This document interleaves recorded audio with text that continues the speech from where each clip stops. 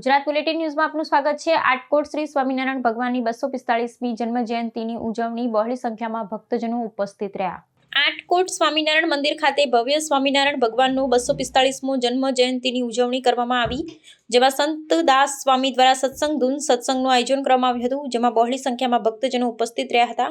ભગવાનનો મહિમા સંભળાવ્યો હતો। ભવ્ય આરતી ઉતારી પ્રસાદનું આયોજન કરવામાં આવ્યું હતું, જેમાં શીરો, ચિપ્સ, ચોકલેટનો પ્રસાદ લીધો હતો। સિદ્ધ ભૂષણ સ્વામી દ્વારા કાર્યક્રમનું સંચાલન કરવામાં આવ્યું હતું, તેમજ ભક્તજનોને સત્સંગનો લાહવો લીધો હતો। વિદેશના ભક્તજનોએ પણ ઓનલાઈન આ જન્મોત્સવનો લાભ લીધો હતો। ભવ્ય જન્મોત્સવ ઉજવણી કરવામાં આવી હતી।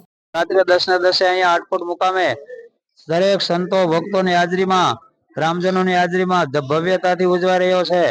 બધાએ ભક્તોએ ભગવાનના જન્મદિવસની જન્મ સમયની 10:10 આરતીનો લાભ લીધો અને બધાએ ભગવાનનું ભજન કરીને કૃતાર્થ થયા।